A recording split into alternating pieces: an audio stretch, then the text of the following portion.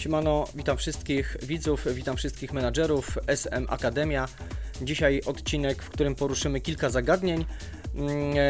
Stwierdziłem, że jest taka potrzeba, żeby odnieść się do tematu klubów partnerskich, w zasadzie opowiedzieć, na jakich zasadach to funkcjonuje, kto i kiedy może taki klub założyć, opowiedzieć co nieco na temat składu ligowego, a w zasadzie ustawienia tego składu ligowego na mecz ligowy pod przeciwnika, biorąc pod uwagę tabelę biegów, a i wiele innych, myślę, ciekawych zagadnień.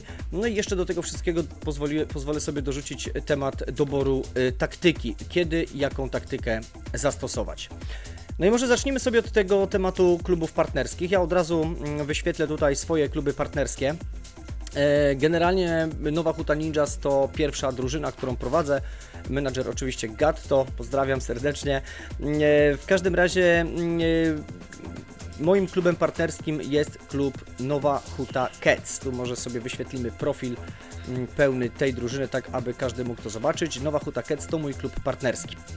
Teraz zanim sobie przejdziemy w zasadzie do tego właściwego tematu odcinka, to kilka zdań na temat klubu partnerskiego. Jakie w zasadzie jest jego zastosowanie. To jest w ogóle bardzo długa historia. Możemy kiedyś na jakimś live'ie, może na jakimś spotkaniu zarządu opowiemy, skąd te kluby partnerskie się wzięły. W każdym razie jesteśmy niejako spadkobiercami tych klubów, czy też tego tematu, który zastaliśmy, kupując jakby tą grę. Wiedzieliśmy, że będziemy się musieli z tym zmierzyć. Na tą chwilę pozostawiamy to, dlatego że też wielu menadżerów chce korzystać z klubów partnerskich.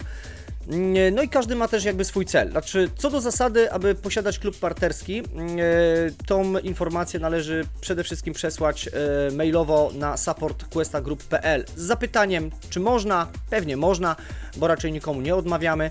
No ale generalnie zgłaszamy, że taki klub partnerski zakładamy. Dobrze, aby podać nazwę tego klubu partnerskiego. I proszę zwróćcie uwagę, że akurat jakby oczekujemy też tego, żeby te nazwy były zbieżne, tak aby można było łatwo te kluby zidentyfikować. W moim przypadku myślę, że w prosty sposób Nowa Huta Ninjas czy Nowa Huta Cats, no to generalnie rzecz biorąc jakby sugeruje, że są to dwa moje kluby. Natomiast są też nazwy, na przykład kojarzę w tym momencie PKM Czewa i PKM Czewa 2, czy Speedway Hojny Łódź i Speedway Hojny Łódź 2, czy Orły Radzia i Orzełki Radzia, czy na przykład Addis Gorzów Speedway Team i Addis Youth Gorzów Speedway Team, czyli jakby bardzo podobne nazwy, to nie musi być ewentualnie 1 do 1, ale chodzi o to, aby były to podobne, zbieżne nazwy do identyfikacji. Czyli tak, zgłaszamy na support, nadajemy podobną nazwę, no i generalnie lecimy, tak? Natomiast to, na co chciałbym ja zwrócić uwagę i to, na co uczulam, co miało miejsce zresztą ostatnio, słuchajcie, mecze klubów partnerskich nazywamy w cudzysłowie tak zwanym meczem podwyższonego ryzyka.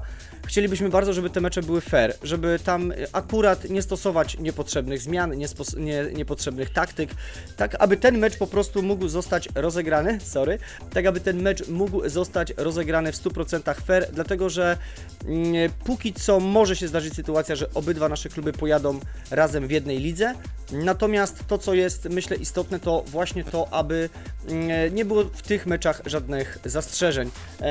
I wiemy o tym, że są takie mecze, w których jest wszystko naprawdę ok. Pojawiły się też takie mecze, w których no było bardzo nie ok.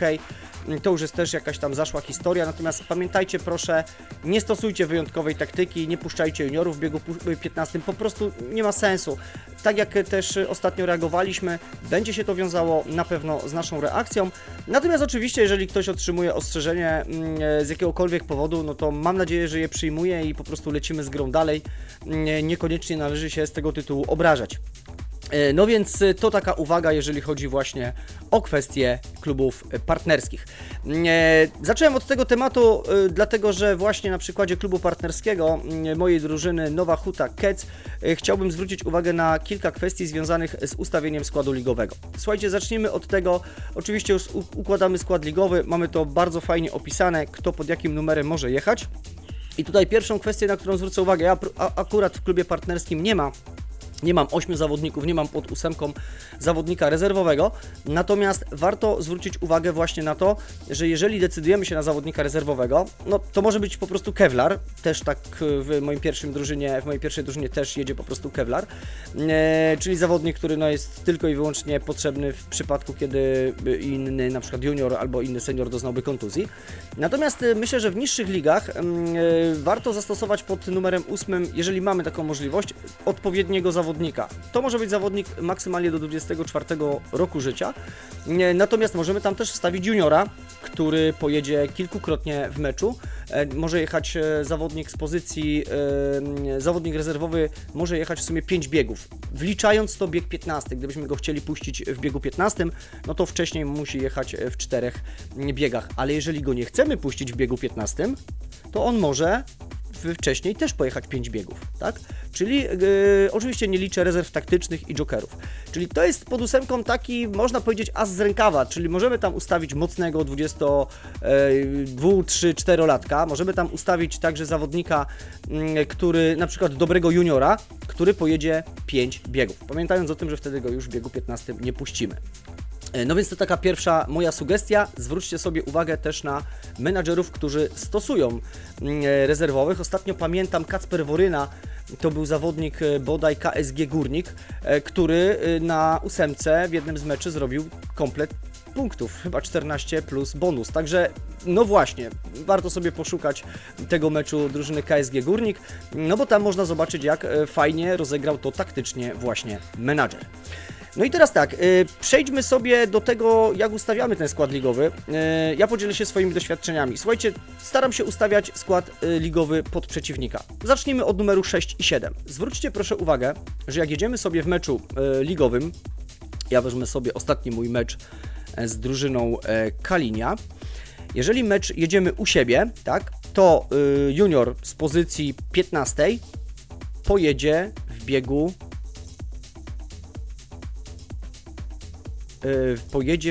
ostatni raz pojedzie w biegu 12, tak?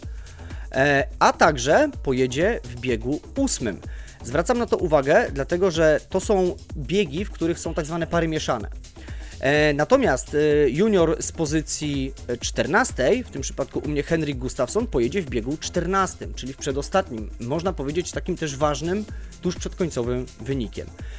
Tak wygląda układ tych zawodników w meczu domowym, natomiast jeżeli właśnie jechałem na wyjeździe, to proszę zwróćcie uwagę, że te proporcje wyglądają już inaczej. Tak, pod 6 jest Gustafsson, pod 7 Radosław Wolf. I w tym momencie w biegu 8 jedzie co prawda Radosław Wolf, ale w biegu 14 przepraszam, też jedzie Radosław Wolf. Natomiast w biegu 12 jedzie Henrik Gustafsson. To są też biegi 8, 12, 14. To są też biegi, w których rywalizujemy z juniorami drużyny przeciwnej. No więc pytanie, czy chcemy na przykład w danym meczu ustawić na przedostatni bieg mocnego juniora, czy wolimy go ustawić na przykład w biegu 12, tak? No jeżeli pojedzie mocny junior w biegu 14, to pojedzie też i w biegu 8. Ale właśnie, mając mocnego rezerwowego, mocnego juniora pod numerem 8 czy 16, możemy dokonywać zmiany, tak? Czyli ten zawodnik, ten mocny nasz junior może jechać w biegu 14, w biegu 12 czy w biegu 8. No więc to jest taka pierwsza, można powiedzieć, kwestia, którą tutaj podpowiadam. Kolejna rzecz, no właśnie, to i na tym też polega ustawienie mojej drużyny pod przeciwnika. Wziąłem sobie tutaj takie przykładowe mecze, które ostatnio rozgrywałem, albo które były w ogóle rozgrywane. Na przykład, o właśnie, WTS Polonia, drużyna, z którą będę dzisiaj jechał w meczu. Jeżeli bym sobie analizował, jak menadżerka w zasadzie, Iwa, którą oczywiście pozdrawiamy, jak ustawia swój skład, no to już zauważyłem, że ustawia ten skład nieszablonowo, to znaczy nie na każdy mecz ustawia ten skład tak samo. Na przykład Maciej Bach jechał w tym meczu akurat pod 2, natomiast Gracjan Zarzecki, zwracam uwagę, bo to 2 mocnych juniorów w tej drużynie, jechał pod numerem 4, natomiast w innym meczu menadżerka WTS-u Polonia, też proszę zwróćcie uwagę, biorę pod uwagę w obu tych przypadkach mecze wyjazdowe właśnie drużyny WTS Polonia, w których jak widać ta drużyna osiąga dobre rezultaty, dlatego też wiedząc o tym, że o 20:30 pojadę właśnie z WTS Polonia, no analizowałem, jak tutaj menadżerka ustawia ten skład. I z kolei w innym meczu wyjazdowym Bach jechał pod 1, a Zarzecki jechał pod 3. Czyli, no słuchajcie, no w obu przypadkach bardzo dobrze ci zawodnicy punktowali. No więc teraz ja ustawiając swój skład zwracam na to uwagę, kto z mojej pary pojedzie właśnie na tych rywali. Wiem na pewno, że Miron Mickiewicz to kolejny senior w tej drużynie, który również jest mocny. Nie wiem, czy jest kapitanem, tak próbowałem to rozgryźć, ale wydaje mi się, że może Gracjan Zarzecki jest tutaj kapitanem, może Maciej Bach, a może Miron Mickiewicz. No, trójka tych juniorów jedzie naprawdę bardzo równo, dlatego też ciężko było mi to zidentyfikować, ale ustawiając z kolei swój skład ligowy, no właśnie, jeżeli wiem, że zawodnik, no bo tak, zawodnik pod numerem 1 i pod numerem 5 spotka się przynajmniej 2 razy ze sobą w meczu, no więc warto by było, żeby tutaj też ustawić mocnych seniorów, tak? No na tą chwilę mam na przykład pod 1 kapitana, czy tak będzie, zobaczymy, ale też pod 5 mam mocnego zawodnika. Zabezpieczyłem się i pod 4 też daję mocnego seniora. Dlaczego? Dlatego właśnie, żeby w pewien sposób ewentualnie albo wygrywać te biegi, korzystając z tego, że mam handicap w postaci własnego toru, albo aby neutralizować, jeżeli na przykład jadę na wyjeździe, aby neutralizować te najmocniejsze ogniwa przeciwnika. Ja pamiętam, że w momencie, kiedy pierwsze sezony w Speedway Manager w tych niższych ligach, gdzie zdarzało się oczywiście, że moi przeciwnicy mieli mocniejszych zawodników, starałem się robić dużo sparingów i właśnie układać te moje pary, czy też tych mocnych zawodników pod przeciwnika. I to ma znaczenie wbrew temu, co się wydaje. Oczywiście nie jest to patent, nie gwarantuje to wygranej, ale spróbujcie, pokombinujcie, zobaczycie, jaki to da rezultat. I jeszcze jedna rzecz, na którą ja tutaj zwróciłem uwagę, to juniorzy. No, zauważyłem mocniejszych juniorów od drużyny WTS Polonia. Wiem, że w tym momencie przy 7-osobowym składzie nie mam zbyt wielkiego pola manewru, natomiast, mam słabszych juniorów. Wiem, że nie mam zbyt dużego pola manewru, dlatego też ustawiam w tym przypadku Radosława Wolfa, będę jechał na wyjeździe pod 7. No, zobaczymy, jaki to mi da rezultat. Zakładam, że w tych wcześniejszych biegach juniorskich przeciwko juniorom przeciwnika będzie sobie Wolf dobrze radził. Albo dam go pod 6. Wtedy wiem, że pojedzie on w biegu 14, tak, na wyjeździe. No więc słuchajcie, zwróćcie na to uwagę, popatrzcie, jak jeździ przeciwnik, czy ten przeciwnik nasz często zmienia pary, czy jedzie standardowo, czyli takie same pary ma w każdym meczu. Bardzo często w topowych ligach menadżerowie na przykład już tego nie zmieniają, albo rzadko zmieniają, natomiast rzadko zmieniają pary czy ich układ, różnie to bywa. Natomiast wiecie, tam już jest taka rozgrywka, tam już są zawodnicy tak na żyletki, takie są różnice niewielkie pomiędzy nimi, że tutaj naprawdę detale bardzo często mogą o tym zdecydować, kto wygra, kto przegra, jak się ten dany mecz po prostu potoczy. No dobra, więc mamy tak, ustawienie naszego składu pod konkretne biegi, ustawienie ewentualnie pod przeciwnika, no i mamy też, zwracamy sobie też uwagę na tabelę biegową właśnie, czyli w których biegach ewentualnie kto może jechać przeciwko mojemu rywalowi. Ja kiedyś sobie to rozpisywałem, kto na kogo pojedzie. Co więcej, w momencie, kiedy ustawiałem sobie też pary, jadąc na wyjeździe, spodziewałem się tego, że mogę stosować rezerwy taktyczne, tak?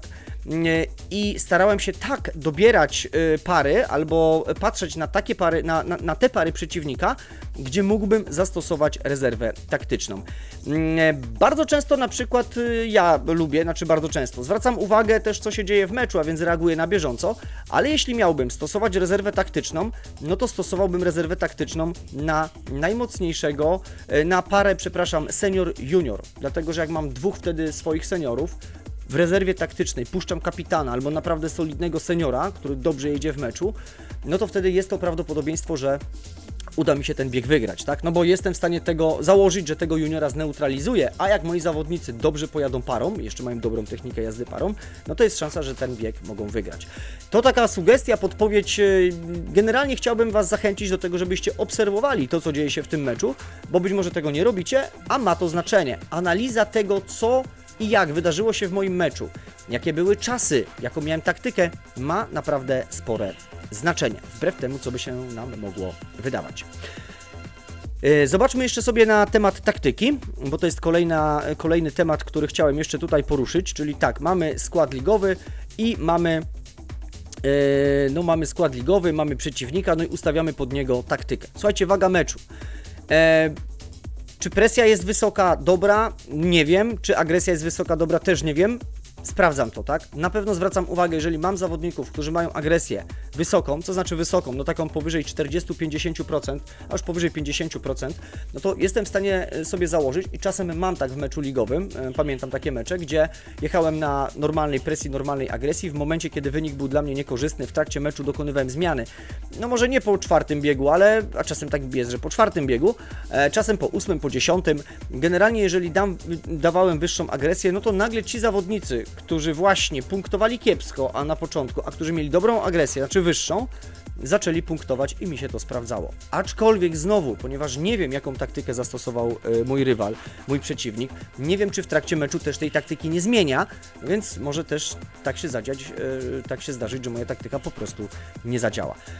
Natomiast tak, nie jest powiedziane, że niska presja czy niska agresja, chociaż niskiej agresji nie stosuję, ale niska presja, no już ma rację u mnie bytu, tak?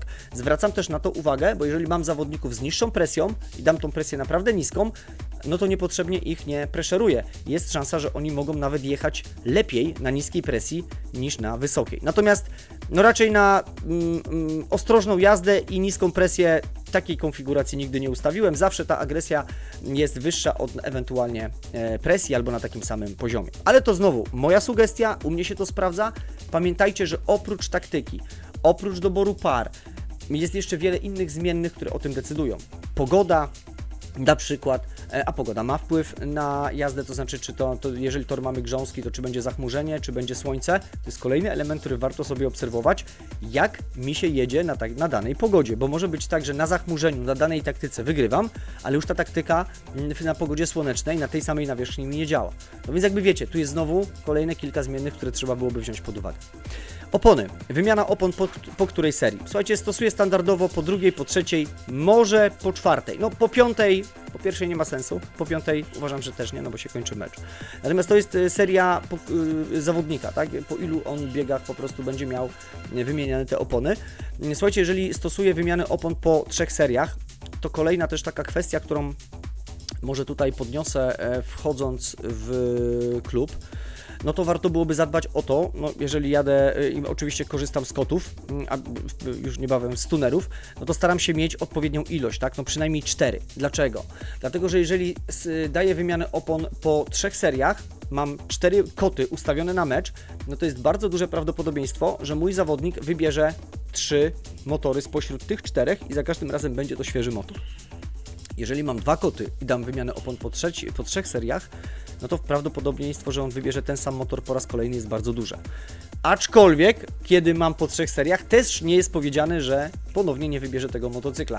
No to jest taki element też trochę powiązany z profesjonalizmem, który decyduje o tym, że zawodnik sam wybiera ten motocykl, na którym chce jechać. Niebawem przy tunerach myślę, że też zauważycie, jakie będzie miało to znaczenie, ale o tym już na dniach, już niebawem sobie o tej zmianie opowiemy i na to zwrócimy uwagę.